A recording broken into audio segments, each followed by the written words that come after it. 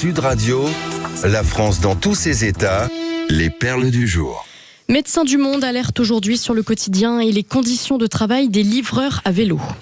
Écoutez, c'est une info absolument tragique parce que ils sont plusieurs milliers de jeunes, généralement des jeunes garçons, issus de l'immigration, statut social, j'allais pas dire à la limite de l'esclavage, mais quelquefois on se pose la question, évidemment victimes d'un excès de pouvoir de la part des employeurs. Une grande partie d'entre eux ne sont pas déclarés, donc font un métier éprouvant sur le vélo, même s'ils sont motorisés, c'est du deux roues en permanence. Ils sont tenus à un rythme de livraison absolument épouvantable. Certains travaillent 69 heures par semaine. On est très loin du compte, voire plus quelquefois, pour gagner, au maximum 1300 à 1400 euros bruts. Ils sont blessés, ils prennent des risques. Moyen de transport éprouvant pour le corps humain, des douleurs au dos, aux articulations, aux poignets, dans un stress épouvantable parce qu'il faut remplir son quota. Il faut souvent voir, vous savez, ça passe par un compte. Le commerçant contacte le livreur, lui donne la commande, il faut aller la chercher et la livrer. Évidemment, je vous passe les insinuations racistes et autres parce qu'en général, ces gamins sont issus de l'Afrique du Nord ou d'Afrique subsaharienne, des blacks ou des beurs que l'on traite de façon indigne dans certains emplois et même quelquefois à la réception. Si c'est arrivé en retard, on n'hésite pas à les insulter. Donc c'est un cas dans cette République française, c'est un cas douloureux d'autant plus. Alors moi je vois la double douleur. Non seulement ces gens-là sont traités de façon abominable par leurs employeurs, je dis peut-être pas tous, mais une grande majorité, ce sont des proies faciles, ils ont aucune défense, ils ont aucune protection, et surtout ça signifie, parce que c'est en train de prendre l'ampleur, on ne fait plus la cuisine à la maison, et on sait qu'il y a un impact sur le plan alimentaire, sur le plan agricole, sur le plan social, on fait plus la cuisine à la maison. Et bien pourquoi? Parce qu'il suffit de faire un numéro de téléphone ou d'aller sur quand je dis un téléphone, un clic sur son ordinateur, et on se fait livrer des pizzas ou des aliments qui sont pas bons pour la santé, pas bons pour l'économie. Donc on se fait livrer de la malbouffe, n'ayons pas peur des mots, par des gens qui sont maltraités socialement. Voilà. Donc c'est une petite tâche dans l'histoire de notre société française moderne. On s'est dit c'est formidable aujourd'hui, dans un clic tu as livré. Il faut voir qui livre et qu'est-ce qu'on livre. Voilà, donc effectivement très beau sujet. Je pense là aussi, Maud, que nous pourrions un jour consacrer un face-à-face avec un responsable politique ou un professionnel confronté à cette situation pour qu'on en sache plus, parce que ça ne peut pas durer.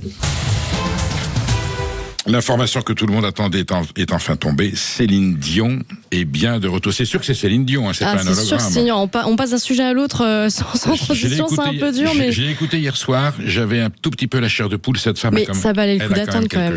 La campagne d'affichage à Paris qui reprenait ses plus grands titres de chansons s'est achevée par un spectacle de son et lumière hier soir à la Tour Eiffel, en écho à sa prestation lors des Jeux Olympiques. Et c'est à l'issue de ce petit spectacle que Céline Dion a annoncé dans une vidéo diffusée sur écran et sur France 2 son grand retour sur scène à Paris, uniquement pour 10 dates du mois de septembre au mois d'octobre 2026 à la Défense Arena. Alors pour assister à l'un de ces 10 concerts, bon courage, vous n'avez que jusqu'au 2 avril pour vous inscrire sur un site de prévente dédié sur lequel il faudra ensuite être tiré au sort.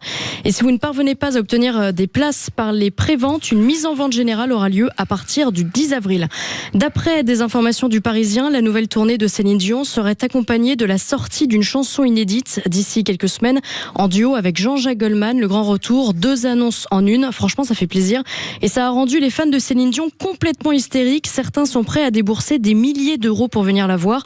Pour l'instant, on ne connaît pas encore les tarifs. Mais ce qui est certain, c'est que par leur nombre limité, forcément, les places vaudront de l'or. Et puis une petite touche de patriotisme, Céline Dion est québécoise, donc comme on disait autrefois les Canadiens français, elle représente la culture française, elle chante en français, et bien vive la France, un petit cocorico.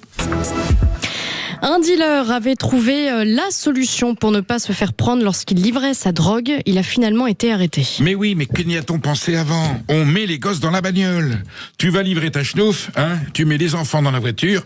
T'as l'air de rien. Donc il s'agit d'un dealer qui allait se fournir, je crois, alors ce sont des départements qui portent le mot Seine. Il allait en Seine-Saint-Denis pour vendre en Seine-et-Marne, dans la ville de Meaux, que moi je connais pour son brie, qui est merveilleux.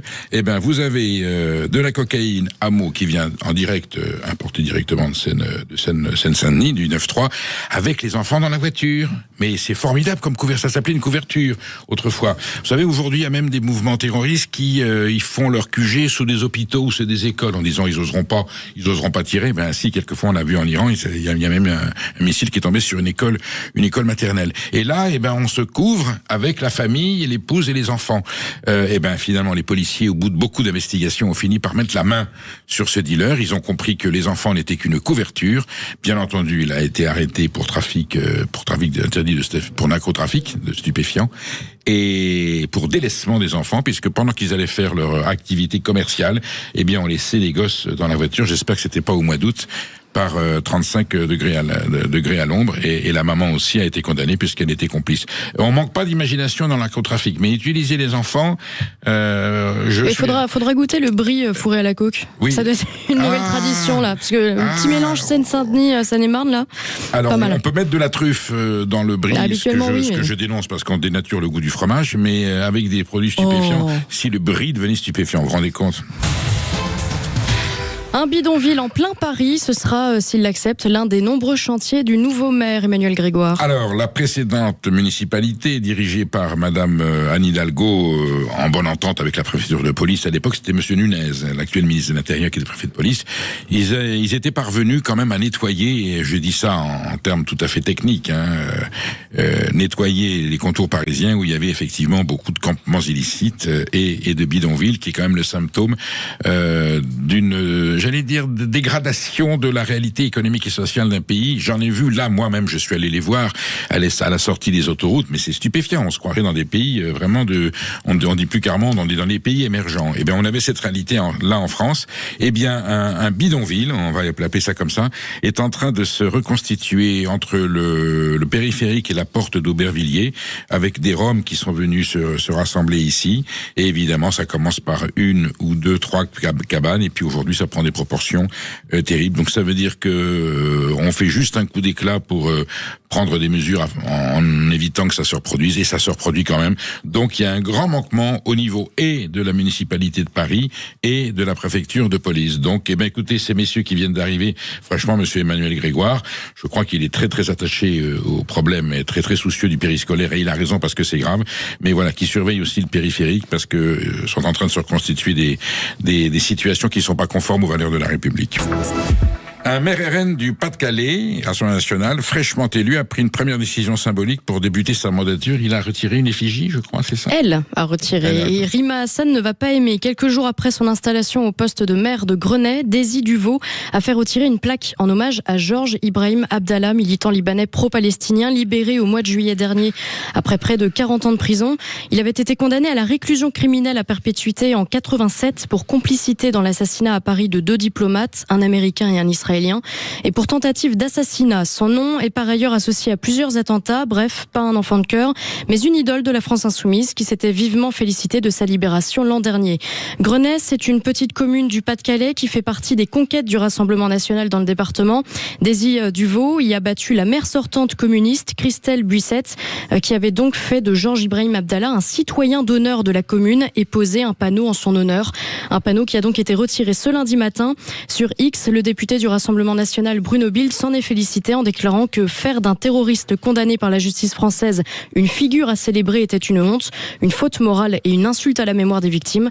Dans la France qu'on aime, on n'honore pas les criminels, on respecte la justice, on défend nos valeurs et on protège l'honneur de nos communes. Voilà, j'ajoute juste que dans le même ordre d'idée, même si c'était un sujet un peu différent, le maire de Carcassonne a retiré le drapeau européen. 2 maires du Rassemblement national ont fait ça, oui. On fait ça du balcon de la mairie.